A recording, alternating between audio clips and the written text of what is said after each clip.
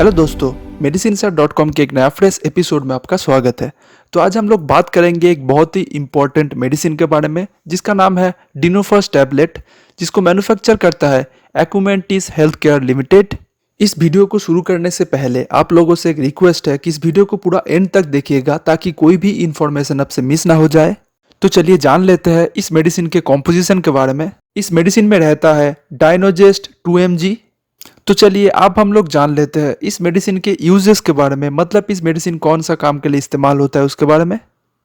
इस मेडिसिन को इस्तेमाल किया जाता है पेल्विक पेन, मतलब पेडू में दर्द जो एंडोमेट्रोसिस नाम के बीमारी के कारण होता है, उसे चिकित्सा करने के लिए। तो चलिए जान लेते हैं ये एंडोमेट्रोसिस क्या है। एंडोमेट्रोसिस एक बहुत ही ज्यादा दर्दनाक बीमारी है जो महिलाओं में होता है। महिलाओं की प्रजनन अंग जो आपको स्क्रीन में दिखाई दे रहा है, जिसमें यूटेरस नाम का एक जगह है, उसके अंदर एक लेयर होता है जिसका नाम है एंडोमेट्रियम। इसे एंडोमेट्रियल लाइनिंग भी कहा जाता है। तो नॉर्मली ये सिर्फ यूटेरस के अंदर ही रहता है, लेकिन एंडोमेट्रोसिस होने से एंडोमेट्रियम यूटेरस से बाहर निकल के फेलोपियन ट्यूब, ओवरी, ये सब जगह पे छा जाता है। मेंस्ट्रुअल ब्लीडिंग के टाइम, मतलब पीरियड्स के टाइम, फैला हुआ टिश्यू से भी ब्लीडिंग होने लगता है। उसके साथ साथ इसका ग्रो भी होने लगता है और ये ब्रेक डाउन होके मेंस्ट्रुअल ब्लीडिंग के साथ निकलना चाहता है, लेकिन ये सब टिश्यू यूटेरस से बाहर होता है, जिसके कारण ये वेजाइना से निकल नहीं सकता।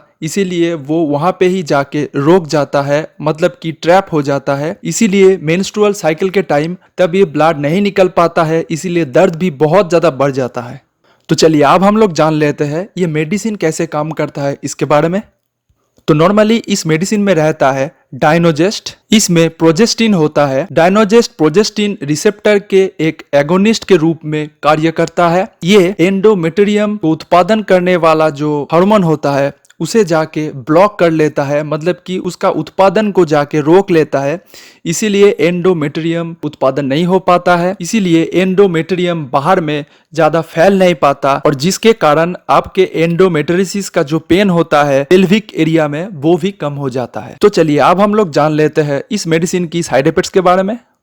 इस मेडिसिन को इस्तेमाल करने से आपको उल्टी आ सकता है, आपकी हेडेक हो सकता है, मतलब कि सिर दर्द हो सकता है, आपका वेट गेन होने लगता है, मतलब कि आपके वेट बढ़ सकता है, आपके बॉडी में बैक पेन हो सकता है, मतलब पीठ में दर्द हो सकता है। उसके साथ साथ इस मेडिसिन को इस्तेमाल करने से आपका ब्रेस्ट डिस्कम्फर्ट हो सकता है। इस मेडिसिन को इस्तेमाल करने से डिप्रेशन भी हो सकता है। एक्ने और हेयर लॉस, मतलब कि आपके मुंह में मुहासे और बालों का झड़ना, ये भी एक साइड इफेक्ट्स में है। उसके साथ साथ कुछ कुछ केस में इस मेडिसिन को इस्तेमाल करने से आपका मेंस्ट्रुअल साइकिल और मेंस्ट्रुअल ब्लीडिंग बंद हो सकता है, मतलब कि आपका पीरियड बंद हो सकता है कुछ समय के लिए। अब हम लोग जान लेते हैं इस मेडिसिन के कुछ वार्निंग के बारे में, मतलब कुछ चेतावनी के बारे में, कब आपको ये मेडिसिन इस्तेमाल करना चाहिए, कब आपको ये मेडिसिन नहीं इस्तेमाल करना चाहिए, ये सब चीज़ के बारे में। तो अगर आप प्रेग्नेंट है और प्रेग्नेंट होने चले हैं तब इस मेडिसिन को इस्तेमाल ना करें। इस मेडिसिन को इस्तेमाल नहीं करना चाहिए, क्योंकि इस मेडिसिन को इस्तेमाल करने से डेवलपिंग बेबी का बहुत ही ज़्यादा क्षति पहुंच सकता है।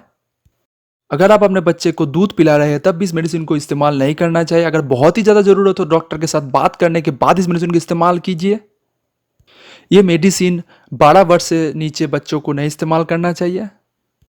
अगर आपको लीवर का कोई रोग है तब भी इस मेडिसिन को इस्तेमाल करने से पहले डॉक्टर के साथ कंसल्टिंग करने के बाद ही इस्तेमाल करें, क्योंकि इससे बहुत ही ज़्यादा सीरियस साइड इफेक्ट्स हो सकता है।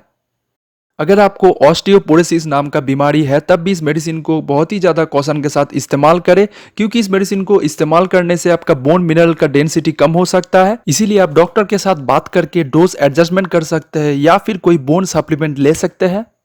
अगर आपको डिप्रेशन का प्रॉब्लम है तब भी इस मेडिसिन को इस्तेमाल करने से पहले बहुत ही ज़्यादा कॉशन के साथ इस्तेमाल कीजिए। उसके साथ साथ डॉक्टर के साथ बात कर लीजिए, फिर इस मेडिसिन को इस्तेमाल कर सकते हैं।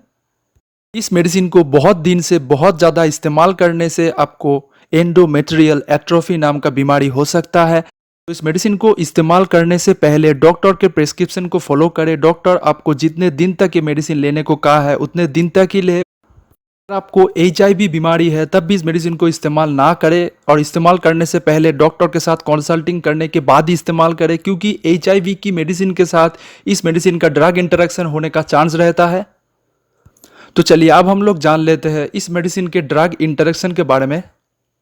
इस मेडिसिन को CYP3A4 इनिबिटर के साथ इस्तेमाल नहीं करना चाहिए। उसके साथ साथ HIV प्रोटीएज इनिबिटर्स के साथ इस मेडिसिन को इस्तेमाल नहीं करना चाहिए, क्योंकि इससे बहुत ही ज़्यादा डेंजरस साइड इफेक्ट्स हो सकता है।